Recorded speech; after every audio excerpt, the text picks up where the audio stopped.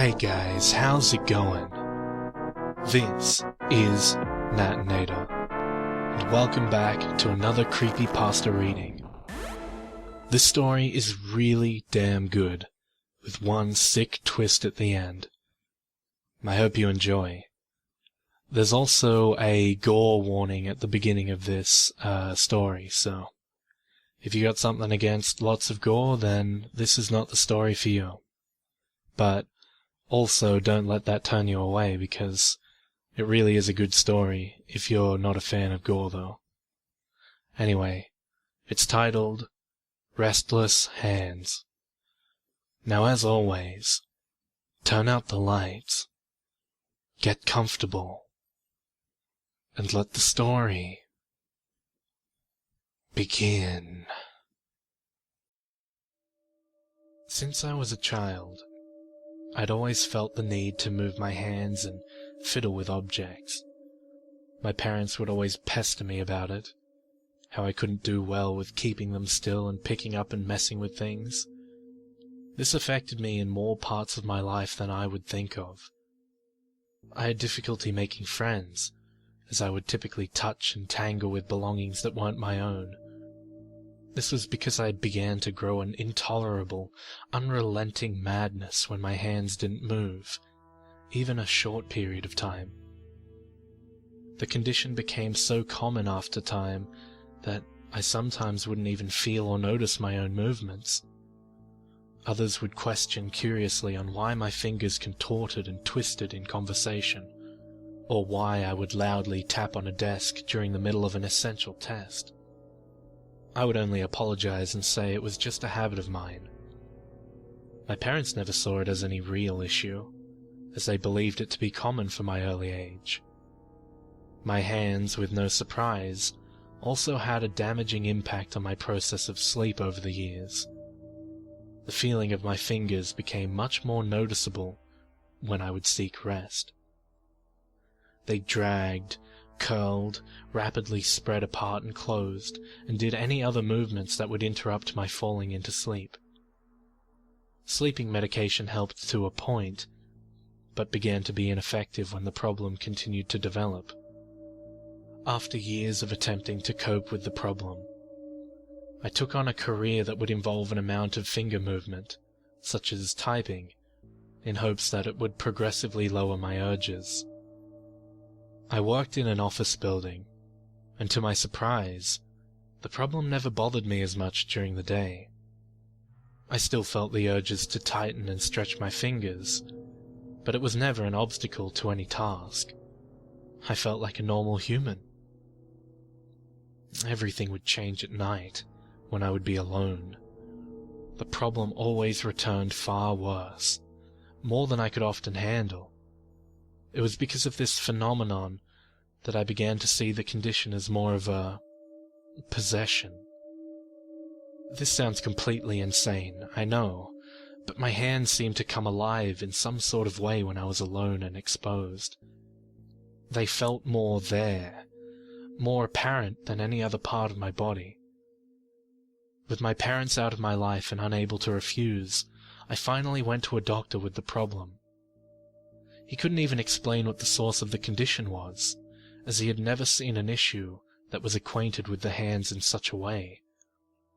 He compared it most to Restless Leg Syndrome, which was classified as urges to move the leg muscles to cease uncomfortable sensations. Had my problem not been as bad as it was, I would have gone by this comparison. My problem was not urges. I was positive that my hands physically moved themselves, that it was something that I had no real control of. The doctor's only word of advice was to do regular activities that would exercise my hands and fingers, movements that would, in a way, satisfy and possibly remove the urge over time. This only led to my fingers moving more, taking more control and seeking more attention than before. I remember a particular night where I first attempted to physically restrain my own hands, in hopes of sleeping well for the first time in years. I used a roll of duct tape to wrap each hand, forcing each joint and knuckle into a tight, immobile fist. My hands were hardly stopped. After only minutes, they began to shake under the tape, rubbing against the material in a mix of cold sweat and burns from the friction. I forced my arms down to my sides as I laid on my bed, sweating entirely as my fists began to itch, burn, and ache. They'd always felt like some sort of living, controlling being, and I'd put it in a cage when it was desperate to be free. I sawed the tape off with a knife as soon as I felt a pain began to spread up my wrists, going as far as my upper arms. This horrified me enough to where obeying my hands felt like the greater option. Once my hands were completely free, they were uncontrollable. They twitched and jerked at a speed that I would not expect the human body to be capable of. The beast that I believed my hands to be were now in a blind rage, with every muscle and bone moving all at once. They moved without my restraint, until they began to slow to a stop, stalling as if it were a vehicle empty on fuel. I collapsed on the floor that night, waking up with no feeling in my arm muscles at all, and not much more everywhere else. That was the last time I ever attempted to restrain my own hands, but strangely enough, I didn't ever feel the need to from that point. The unknown condition, after that night, seemed to have left me. I often grew paranoid that it would come back, perhaps worse than before, but my condition appeared to have healed itself. I could still feel my hands as part of my body, but in the same way that I would believe any normal human would. Perhaps the spirit that I had thought possessed them became bored, unsatisfied with my suffering, and simply departed. I pondered these ideas, but never fully questioned why it was gone, as I was unmeasurably relieved to have my hands at peace. A year later, I experienced a nightmare, a dream that was the first sights of the condition since it had stopped. I had dreamed of my own hands coming to life, rising above me as I awoke from a pleasant sleep. They rapidly rose above my head, pulling my arms along with them, until I could feel them crack and break from the stretching. The hands twisted as if trying to escape from my own joints, like my body was their own prison. I felt them beginning to rip away, until they slowly lowered down, both in sync with each other's movements. They moved like they were their own machine, as I could only helplessly watch as they lowered themselves in front of my face, with all fingers extended. Seconds passed, with no movements or sounds. Then both hands clasped around my neck in one motion. My vision blacked out. Then I awoke from the nightmare. I was drenched in sweat, breathing heavily as anyone would after waking from a horror. I turned my head to look out my window, and saw a full moon in the sky, which streamed light over my face, and most of the room as well. The rest of my body felt still, including my hands. I only stared at my ceiling, in a relieving happiness, knowing that what I just experienced had not been reality. Then, like I had snapped completely awake, I turned my thoughts to something that was moving. I immediately sensed my hands, but they felt undisturbed. My right hand was the same as it was, with no feelings of movement. The same as for my left hand, except for its index finger. It tapped, slowly, in a calm but noticeable rhythm. It was so consistent that I began to count along with it in my head. 1, 2, 3. I did this as I was shaking, terrified because of what I felt was coming. I viewed each tap of my finger as more of an audible footstep, an invisible being approaching to possess my hands and wreak destruction on my body and sanity. My hand began to occasionally twist, and the finger continued to tap and tap. It wasn't long until the finger began to tap faster, harder. My middle left finger joined in its rhythm, bringing more fear of my approaching suffering. I shook on my bed, still motionless, thinking of what I could do to prevent my hands from springing to life. I had no ideas of binding them again, as I didn't want to bring on its aggressiveness sooner. My left ring finger began to tap along, with all three of the fingers now sounding like a light beat of a drum. They continued to grow in speed and strength, with my hand beginning to shake more entirely. I leaped out of bed and stood to my feet the second my right hand began to move. I searched around the bedroom, looking for any sort of restraint that could guarantee my safety. I opened my nightstand drawer to find the roll of duct tape, the same that I had used a year ago. I went against my earlier state of mind and went to grab it for its use. The second my right hand touched the tape, pain shot through it, which continued up my entire arm. I screamed and immediately withdrew. It was back. Both my hands, angered with my attempted efforts, began to move and contort at their own will. It took much of my strength to keep them down at my sides, which made my body rapidly become weaker. I searched for a stronger restraint, until the only real solution came to mind. I had so long made an effort to restrain, to control the problem I had. I never had the thought to destroy. I stumbled to the bathroom, still using much of my energy to keep my hand down. I had trouble opening the door with my hands moving the way they were. Each finger retreated from the doorknob with every reach, fighting to keep me trapped in the bedroom. I managed to get in by using both hands. I opened only a few drawers in the bathroom until I found the knife I was searching for. My right hand immediately began to reject as soon as I touched it, causing a burning in both my hands that nearly caused me to withdraw. I wasn't going to let it happen, as I was determined to not be literally killed by my own hands.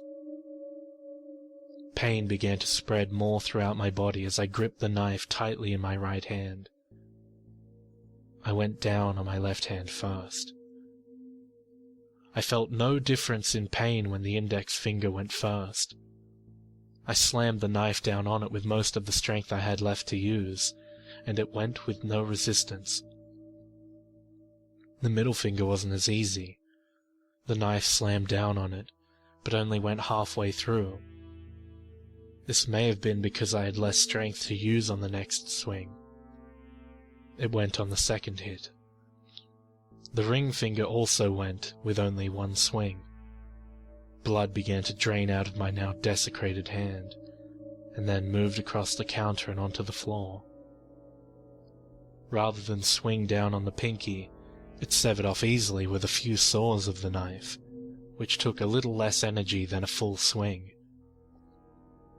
I was just about to move on to the thumb, when I realized the ineffectiveness of my current efforts. I wouldn't be able to cut off my other fingers in the same way, as I wouldn't be able to hold the knife properly. What remained of my left hand continued to spastically flail for life. I had almost accepted defeat, but I remembered a feature of my apartment. The sink in the kitchen had a powerful garbage disposal unit. The idea at any other moment would have been utter insanity, but in my suffering, I was perfectly desperate to make it happen. I walked slower to the kitchen than I did to the bathroom. Blood continued to stream out of my left hand remains. Pain was raging throughout my body at this point, as my hands punished me for my efforts of escape. It was becoming nearly impossible to keep them down, away from what other damage they could cause. I arrived in my kitchen and used my almost uncontrollable right hand to remove the drain filter from the sink. I immediately shoved my entire left hand down the drain, careful not to include my wrist with what I was about to erase. I hesitated for a moment when reaching for the disposal switch, but I was set that it must be done in order to keep myself alive. I turned on the switch, and I screamed as I felt my remaining left hand begin to grind away. The pain was worse than it was before, but I couldn't tell if the pain was from the shredding of my hand or from the spirit that was rejecting my efforts. The time felt slower, but it took about 15 seconds for the rest of the hand to be shredded away. I pulled my arm out of the drain, and I didn't look at what remained. I went straight to my complete right hand, which was now completely still and calm. I paused, questioning why the hand had ceased its efforts. I snapped to my senses. It was trying to fool me into stopping, into keeping the hand alive. It gave me the perfect moment to put the complete right hand into the drain. I used the end of my left wrist, which was now a bloodied stub, to turn on the disposal again. All the pain that I had felt before came back at twice the force. I screamed even louder as my right fingers went away at a slower pace. I could feel each finger flailing to escape the drain as they sinked deeper, being cut to silence as they were blended into a red pulp. Like the left hand before, the feeling in my hand stopped after time, the point at which they were no longer there. My entire body still shook as I pulled out my right arm from the drain. I collapsed on the floor, letting each arm crash down beside me, as I fell unconscious with all my energy drained. I awoke on a hospital bed. My memory was hazy, but I still knew where I had just come from and what I had been through. I wasn't sure how long I'd been there, but it must have been recent, as I still felt a slight pain in both my wrists. I looked down to see both ends of them heavily bandaged. I felt victorious at the sight, knowing that my hands had been destroyed and will no longer be controlling or haunting me like they had done all my life so far. A doctor walked into the room and performed a standard checkup procedure. He asked me a few questions and explained that I had been asleep in the hospital for a few days. He told me that another apartment residents had heard screams and called the authorities. They had arrived in my apartment to find me unconscious on the kitchen floor, with a deadly amount of blood pouring from where my hands once existed. A trail of blood could also be found from the sink drain, where they knew that I had mutilated my own hands. I tried explaining to him my situation, that I had acted to save my own life. He listened to my story, but his expressions were not looks of understanding. His only response was that he would talk to me again once I had a few more days of rest. He told me to try and keep relaxed, and that I would be perfectly safe and okay, despite losing both of my hands. I knew that he, and most likely everyone else, believed I had gone mad. I didn't care at that moment. I felt at peace again, conquering what had claimed control of my life all this time. My happiness made me laugh out loud quietly, as I simply stared at the ceiling from the hospital bed. I felt rather rested, which was unfamiliar to me. I didn't want to try and sleep again. I only continued to laugh, and I found myself blinking. It was very calming, as it had a form of rhythm to it. It remained consistent, so I counted along with it in my mind. 1, 2, 3,